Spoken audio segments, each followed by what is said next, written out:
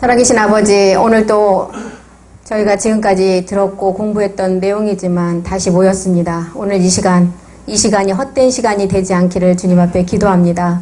아버지 말씀으로 이제는 우리 몸에 온전히 새겨지고 이 말씀이 살아서 우리 안에서 역사하는 시간이 되게 도와주시옵소서. 오늘 이 시간에 공부하는 요한복음을 통해서 아버지의 뜻이 무엇인지, 아버지의 말씀 가운데 이 부분이 어떻게 해서 요한복음이 기록되게 된 내용인지를 알고 공부하기를 원합니다. 오늘 이 시간 우리 가운데 함께하여 주셔서 그 말씀으로 우리가 온전함을 이루어가게 도와주시옵고 함께하여 주시옵소서. 모든 말씀 우리 주 예수 그리스도 이름으로 간절히 기도드렸습니다. 아멘. 요한복음은 지난번에 말씀을 드렸죠. 요한복음은 사복음서 중에서도 가장 중요한 사도 요한이 주님의 품에서 이 말씀을 다 보고 기록을 했기 때문에 요한 1서를 기록을 할 수가 있었고 요한 계시록을 기록할 수가 있었고 요한 복음과 요한 1서를 기록한 내용이 이제 사도 요한이 이 내용을 보고 기록했기 때문에 가장 많이 나와 있는 말씀이 아버지 말씀이 요한복음이 가장 많이 나와 있어요. 그래서 지난 시간에도 공부를 했듯이 요한복음의 1장에 이제 세상 죄를 지고 가는 어린 양이 되어서 이 땅에 육신을 가지고 이분이 오셨습니다. 이분이 하나님 품에 그리스도로 계시면 온 인류의 구원이 되지 않기 때문에, 가만히 그대로 있으면 되지 않기 때문에 육신을 가지고 땅에서 예수라는 이름을 통해서 이 땅에 오셔야만이 십자가에 죽을 수가 있기 때문에, 그래서 십자가에 죽은 어린 양이 이제 되어서 세상 죄를 지고 가는 어린 양이 십자가에 죽었다는 거예요. 그래서 2장에서 이제는 그 어린 양을 아는 자가 이제는 46년대 성전을 허라 그러죠. 그 2장에서 하는 성전을 허는 것이 첫 번째는 가나의 혼인잔치를 통해서 반드시 물이 변하여 포도주가 된 그 말씀을 아는 자가 이제는 성전을 허는 자가 된다 그랬죠. 그래서 가장 이제 성경의 그 요한복음에서 우리에게 주고자 하는 말씀은 혼인의 비밀이에요. 성경은 모든 기록이 다 그리스도가, 예수님이 이 땅에 오셔서 어떻게 해서 그리스도가 됐는가, 그 그리스도가 된 과정을 아는 사람은 그 다음의 단계를 알아야 되겠죠. 이제는 성전을 이루라는 것입니다.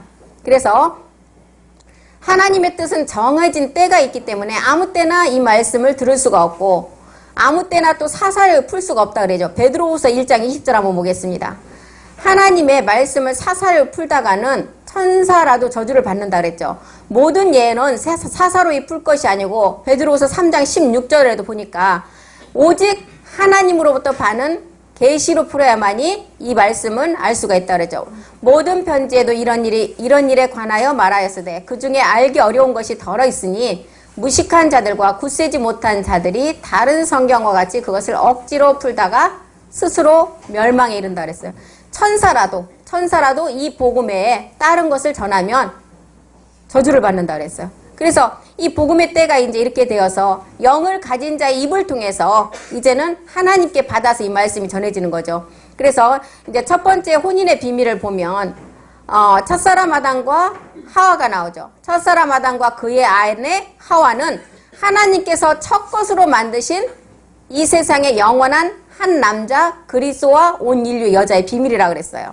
그래서 아담은 흙으로 만들어졌지만 여자는 그 아담의 갈비뼈로 만들어졌다는 거죠. 그러니까 갈비뼈, 그리스도를 통해서 반드시 갈비뼈로 만들기까지는 십자가에 깊이 잠든 중에 그 갈비뼈를 가지고 여자를 만들었다 그랬죠. 그러면 깊이 잠든 십자가가 있어야만이 그 뼈가 완성이 된다는 거죠. 그래서 이렇게 이제 첫사람 아담과 마지막 아담에 관해서 이 말씀은 무엇이냐? 그리스도와 교회라는 거예요. 마지막 그리스도와 우리가 몸된 성전이 되는 게 마지막 어린 양의 아내가 되는 비밀이라고 말했습니다. 그래서 첫사람 아담과 하와를 기록한 것은 첫사람 아담을 생혼으로 만든 후에 하와를 창조를 했고, 마지막 고린도전서 15장 45절에 보면 마지막 아담 안에 어떤 영이 있었어요?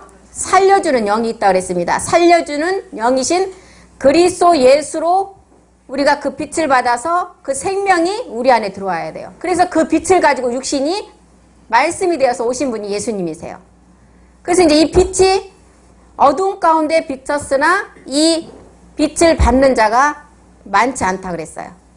그래서 우리는 우리 여자를 창조하는 비밀 가운데서 마지막 아버지의 뜻은 아들을 보고 믿는 자가 마지막 이 생명을 얻는다 그랬습니다. 그래서 이 생명을 얻고 마지막 날에 우리 아버지가 우리를 다시 살린다는 거예요.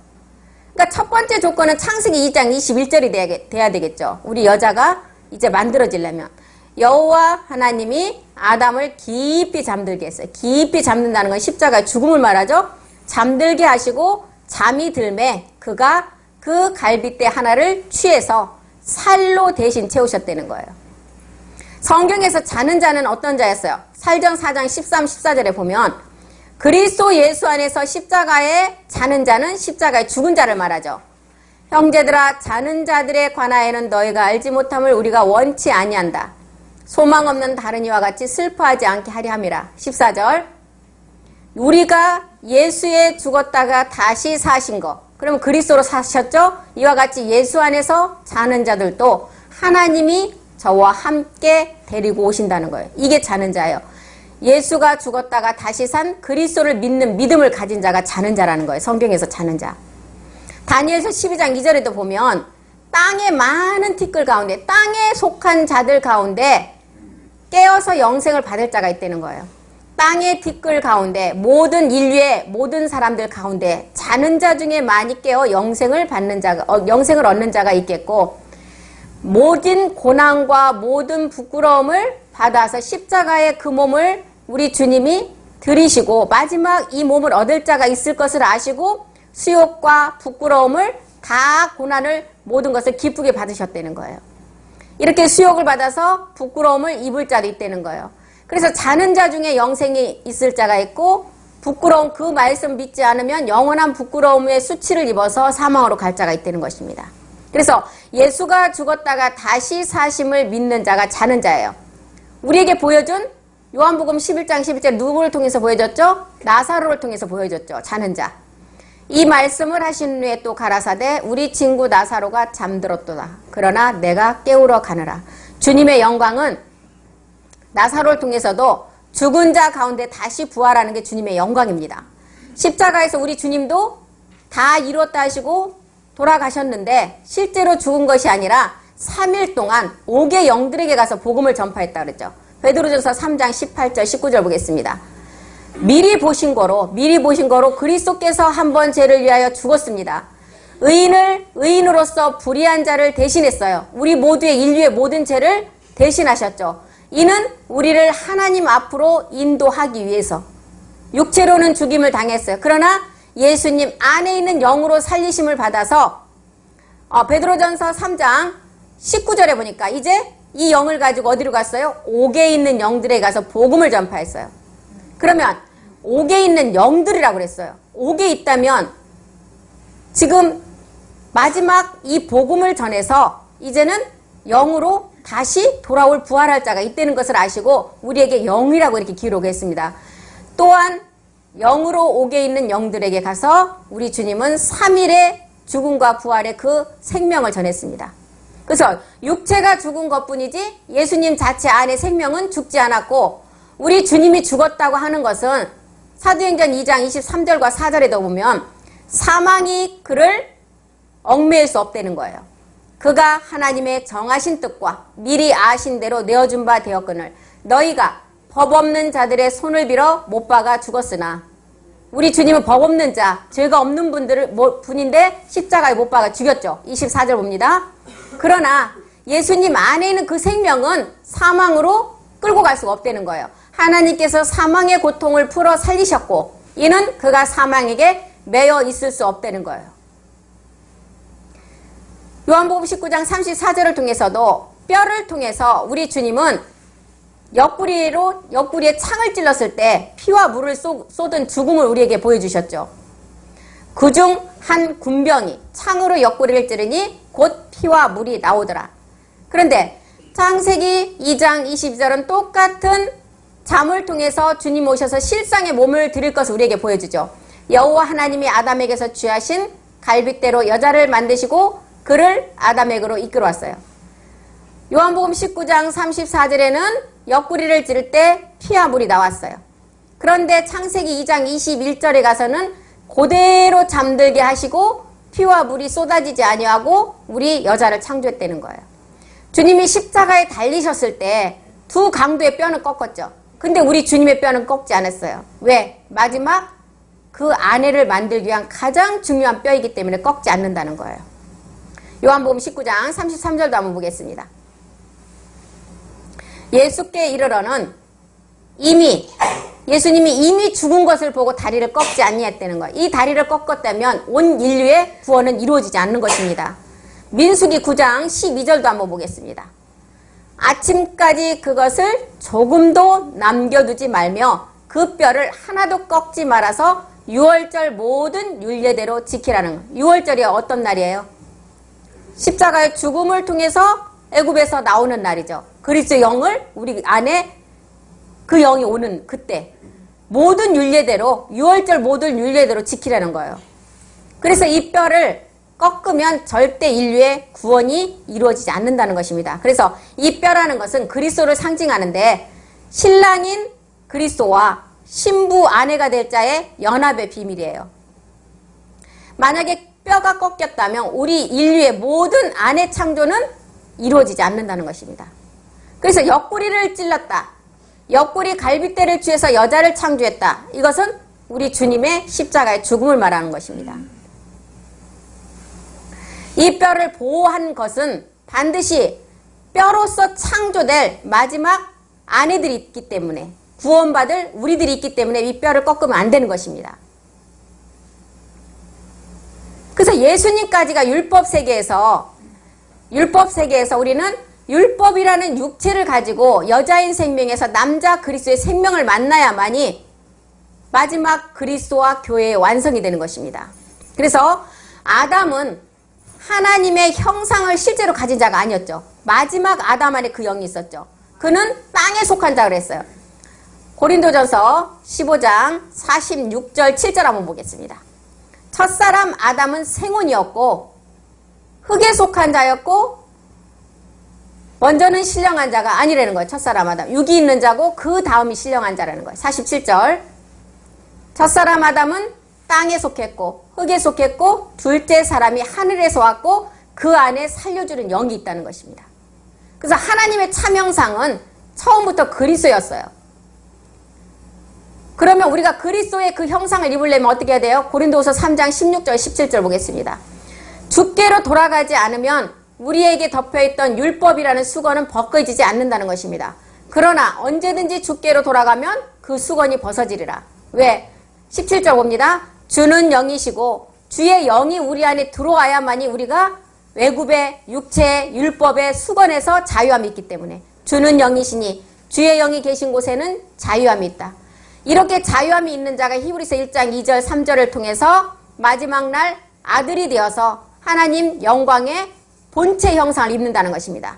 이 모든 날 마지막에 아들로 우리에게 말씀을 하셨고 이 아들은 만유의 후사로 세우시고 또 저로 말미암아 모든 세계를 지으셨다는 거예요. 3절 보겠습니다. 그는 하나님의 영광의 광채시고 본체 형상이라는 거예요. 마지막 우리가 이 본체 형상을 입는다는 거죠. 능력의 말씀으로 만물을 붙드시며 죄를 정결케 하는 일을 하시고 높은 곳에 계신 위엄의 우편에 앉았다는 거예요. 그래서 제가 들어오기 전에 아담의 몸과 율법 아래 육신의 죄 있는 모양으로 온 몸, 예수님의 몸은 완전한 차이가 있다는 거죠. 육신의 모양으로 죄를 정해서 이 땅에 오신 몸은 십자가의 육체는 죽임을 당하지만 그 안에 영은 마지막 살아나는 거죠. 마지막 아담 안에 그 영이 있기 때문에 살려주는 영이 있기 때문에 고린도전서 15장 21절도 보면 사망이 사람으로 말미암아 죽은 자의 부활도 사람으로 말미암다는 거예요. 그래서 베드로전서 3장 21절에도 그랬죠. 피 흘림은 우리의 죄사함을 주는 하나의 예표이고 물은 세례라는 거예요. 세례. 물은 예수 그리스도의 부활하심으로 말미암아 너희를 구원하는 표 세례고 육체의 더러운 것을 제하여 버림은 아니라는 거예요. 물 세례가 육체의 더러운 것을 제하여 버림이 아니라는 거예요. 물 세례를 통해서 우리가 예수라는 율법을 알아서 예수라는 율법을 알면 성령 세례를 통해서 죄를 깨달아야 되고 죄를 깨달았으면 반드시 그 죄를 십자가에 못 박는 그리스도 세례를 이루어져야만이 우리의 육체의 더러운 것을 제하여 버려서 선한 양심이 하나님을 찾아가는 자가 되는 것입니다. 그래서 우리 주님이 이렇게 육체의 더러운 것을 다 제하여 버려주기 위해서 육신의 죄를 정해서 혈과 육으로 이 땅에 오신 분이죠. 옆구리에서 피와 물을 쏟으셨어요. 이것 때문에. 피와 물을 쏟으신 것은 회개하고 죄사함을 받기 위한 물과 영으로 세례를 받으라는 것을 우리에게 말해주는 거예요. 하나님의 이 땅에 오신 영광은 근본 창조 목적에 그 목적이 있어요. 자녀 창조. 이 목적 때문에 우리 주님께서 이 땅에 오셨습니다. 그런데 우리가 다 아담의 후손이기 때문에 흙에 속한 자이기 때문에 하늘에 속한 자가 아니잖아요. 하늘에 속한 자가 되기 위해서는 창세기 2장 24절에 반드시 부모를 떠나서 그리스도를 만나야 된다는 것입니다. 남자가 부모를 떠나 그 아내와 연합하여 둘이 한 몸을 이뤄야만이 그 그리스도를 만나서 생명으로 마지막 연합의 비밀, 혼인의 비밀이 이루어진다는 거죠. 그래서 창세기 2장에서 말하는 물이 변하여 포도주가 되고 그 사건을 통해서 이제는 성전을 헐어버리라고 말하죠. 우리 안에 육체를 완전히 멸해버리고 그리스도와 연합하여 부활의 생명을 얻으라는 것입니다. 연합의 비밀은. 그래서 죽으심과 부활과 연합하는 마지막 십자가의 도를 우리는 온전히 깨달아서 마지막 몸된 성전으로 나가라는 것을 우리에게 말씀해 주는 거죠. 부활과 연합하는 비밀. 로마서 6장 5절 한번 보겠습니다. 만일 우리가 그의 죽으심을 본받아 연합한 자가 되었으면 반드시 죽으심과 연합한 자가 마지막 부활을 본받아 다시 생명을 얻는다는 거예요. 요한복음 13장 34절에는 이것을 이룬 자가 이제는 새 계명으로 서로가 사랑하라는 거예요. 그래서 반드시 죽으심과 부활이 죽으심의 선우선이 되어서 마지막 부활의 생명을 가진 자가 새 생명을 너희에게 주노니 이제는 서로 사랑하라. 내가 너희를 사랑한 것 같이 너희도 서로 사랑하라는 거예요. 그리스도로 로마서 10장 4절에 보면 그리스도로 율법의 마침이 되었다 그랬어요. 이게 이제 십자가의 죽음을 말하죠. 선 죽으심과 연합의 비밀. 두 번째, 로마서 13장 10절을 통해서는 사랑으로 율법이 완성됐다 그러죠. 이 사랑은 죽으심과 연합이 된 자가 마지막 부활과 연합이 되어서 생명으로 살아나는 마지막 성전의 완성을 말하는 것입니다. 그런데 오늘날의 모든 교회의 복음은 이 십자가의 죽음과 연합의 부활이 다 빠져 있어요. 내 대신 죽은 믿음으로 살아났다고 생각을 하기 때문에. 그래서 우리는 주의 신부로 왔는데 고린도후서 12장 2절에 보니까 주의 신부로 왔는데 마지막 어린 양의 아내가 되어야 되는데 누가 이것을 방해한다 그랬죠? 고린도후서 11장 3절입니다. 11장 3절. 우리는 정결한 처녀에서 그리스도께 신부로 중배가 돼야 되는데 뱀이 그 관계로 이하를 미혹한 것 같이 너희 마음이 그리스도를 향하는 진실함과 깨끗함에서 떠나 부패할까 두려워하노라. 이화를 미혹했다는 것은 이화는 마지막 십자가의 죽음을 통해서 성전의 몸을 완성할 자를 이화라고 하는 것입니다. 그래서 화화를 미혹한 게 아니라 이화를 미혹했다는 거예요. 마귀가 가장 예수까지는 잘 전하죠. 예수까지는 믿게 하는 것입니다. 왜? 율법 아래 온 예수님이 내 대신 죽음만 우리에게 가르쳐 놓으면 그 다음 성전은 이루지 못하기 때문에. 그래서 이화를 방해한다는 거예요. 고린도후서 4장 4절. 이 영광의 복음의 광채를 가지면 우리는 반드시 성전으로 이루어지기 때문에 이 광채를 비치지 못하게 방해한다는 거죠. 그 중에 이 세상 신이 믿지 않은 자들의 마음을 혼미케 해서 그리스도의 영광의 복음의 광채가 비치지 못하게 해서 마지막 우리가 그리스도의 형상을 입는 것을 막는다는 거예요. 이 영광의 광채만을 가리고 나면 고린도서 11장 4절에 보면 모든 사람들이 다른 영, 다른 예수, 다른 복음을 전해도 잘 받는다는 것. 이것 때문에 영광의 광채를 가리는 것입니다. 만일 누가 가서 우리의 전파하지 아니한 다른 예수, 또 너희의 받지 아니한 다른 영, 너희의 받지 아니한 다른 복음을 전할 때는 예수까지만 전해놔서 대신 죽음을 가르쳐 놓으니까 이것을 다 잘 받아들인다는 거예요. 그런데 성경은 요한일서 4장 1, 2절을 통해서 반드시 영들을 다 믿지 말고 그 영이 누구에게 속했나 시험하라는 거예요. 하나님께 속했나 시험하라고 합니다. 사랑하는 자들아, 영을 다 믿지 말라. 영이 수도 없이 많죠. 오직 영들이 하나님께 속하였나 시험하라. 많은 거짓 선지자가 세상에 나왔다는 거예요. 2절도 보겠습니다. 하나님의 영은 이것으로 안다. 곧 예수 그리스도께서 육체로 오신 것을 시인하는 영마다 하나님께 속한 것이다. 우리는 이제 그 5단계 믿음을 통해서 다 알았죠. 예수 그리스도께서 육체로, 예수가 이 땅에 율법 아래 와서 십자가에서 피와 물을 쏟지 않으면 그리스도가 되는 그리스도의 영을 우리에게 줄 수 없기 때문에 예수 그리스도께서 육체로 오신 것을 시인하는 영이 하나님께 속했다는 거예요. 마귀는 아담에게서 하와를 창조할 때도 이 둘이 연합하여 한 몸을 이루는 것만 막으면 되기 때문에 이것만 막아지면 하와라는 인류는 모든 자들이 다 사망해서 죽기 때문에 하와라는 모든 인류가 다 죽으면 그 다음에 성전은 이루지 못하기 때문에 이것만을 막는다는 거예요. 그래서 성경에서는 고린도서 13장 5절에서는 15절에서는 고린도서 3장 15절에서는 이 수건이 율법이라고 정확하게 말하죠. 오늘까지 모세의 글을 읽을 때, 어제까지가 아니야. 지금 이 시간까지 모세의 글을 읽을 때, 모세를 통해서 우리에게 율법을 전해줬죠. 모세의 글을 읽을 때 수건이 육체가 우리의 마음을 다 덮었다는 거예요. 16절도 보겠습니다.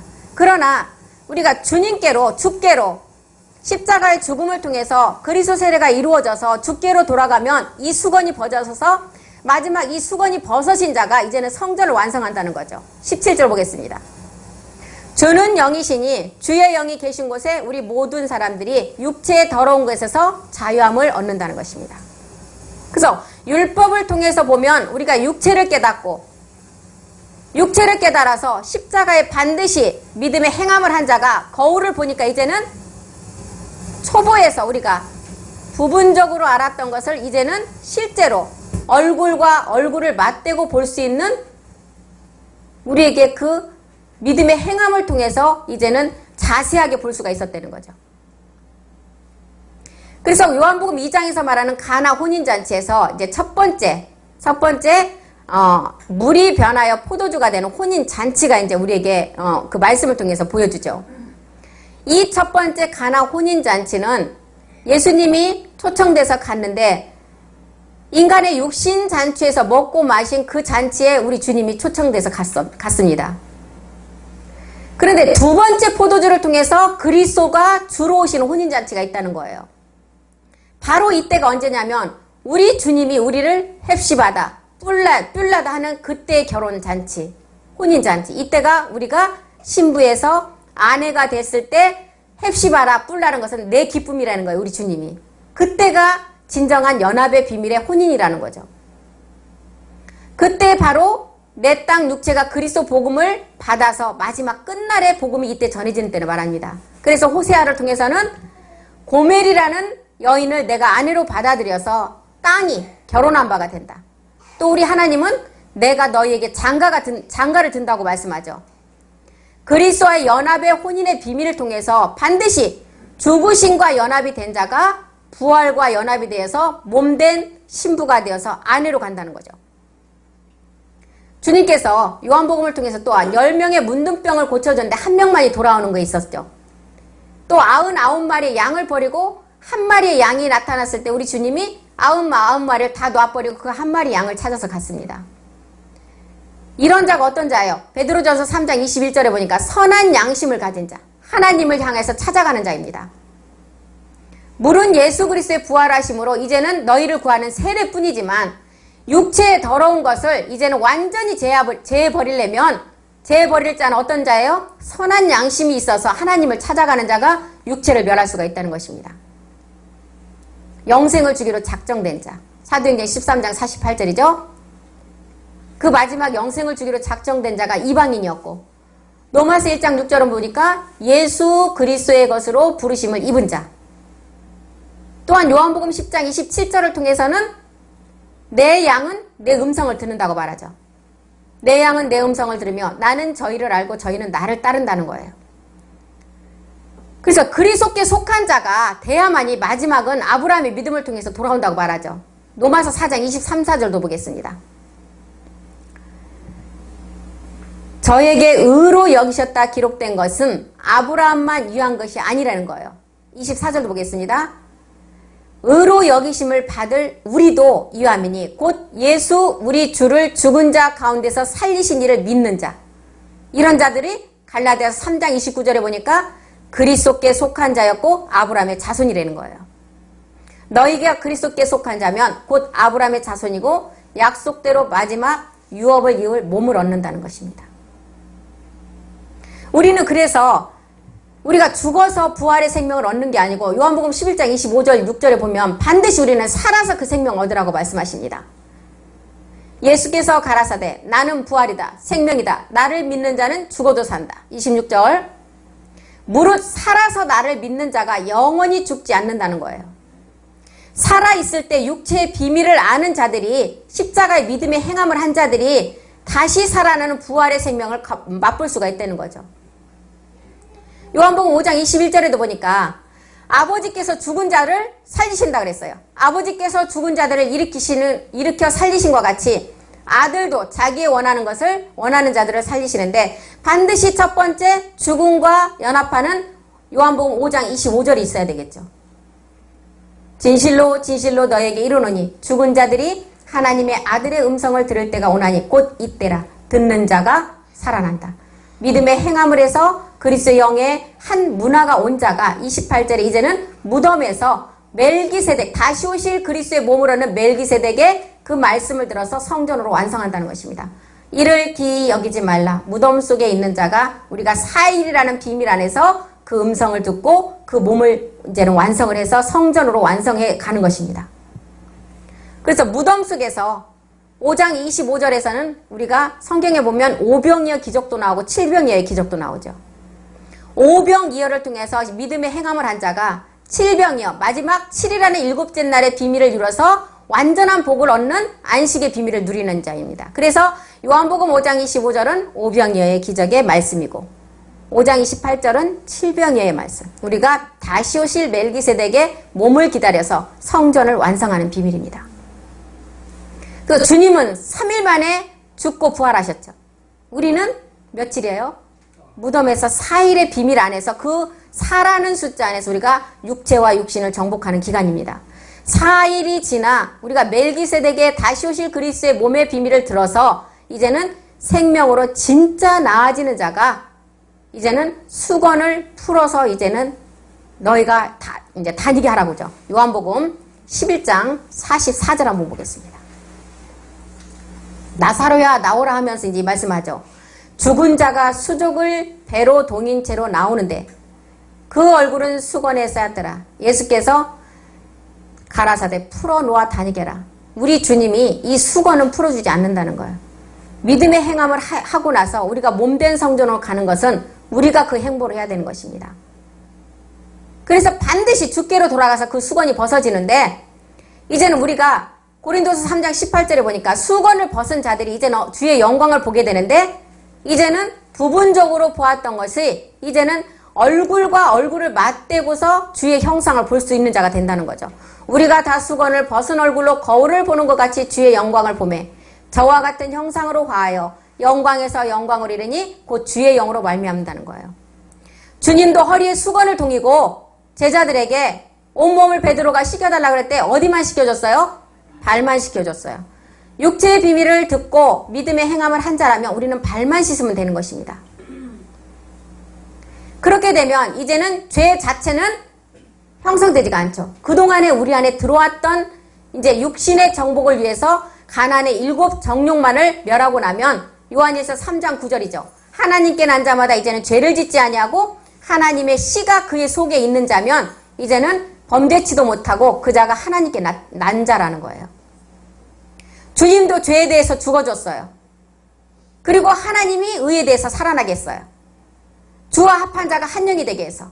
그래서 마지막 우리는 십자가에서 그 갈비뼈로 지음받은 우리는 마지막 그리스도와 혼인이 되어서 가나의 첫 기적인 그 첫 표적이 갈릴리 가나에서 행했다는 것은 가장 시작이 중요하다는 것입니다. 갈릴리 가나 이방인을 통해서 마지막 이 복음이 행해져서 마지막에 나오는 복음은 이방인을 통해서 완성된다는 것을 보여주는 거죠. 주님께서 제일 먼저 이 세상에서 이루신 그 표적이 유대인의 결례에 따라서 율법에서 난 결례, 도랑아리 6개를 온전히 채우라는 거예요. 6개.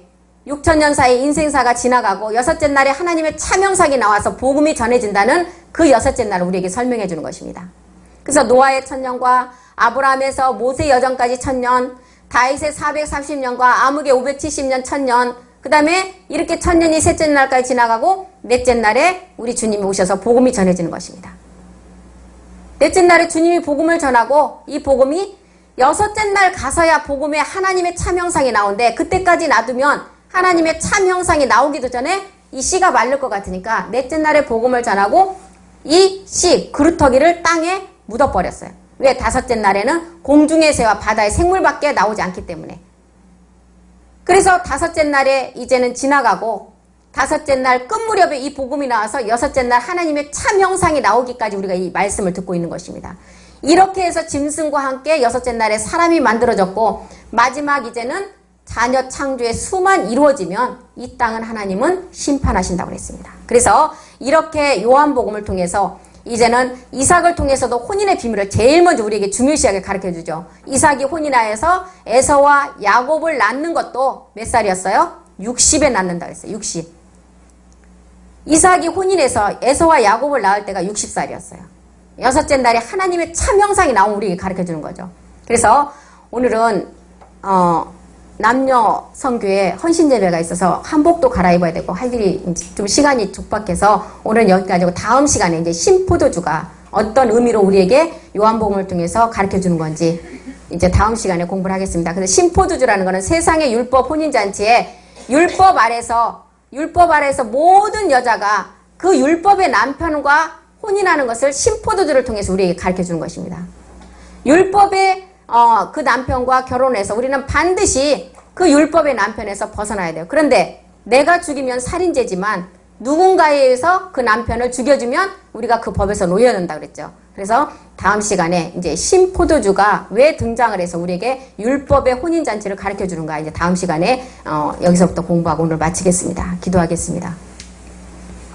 살아계신 아버지, 우리가 요한복음을 통해서 성경 한 권의 기록한 목적을 다 알았습니다.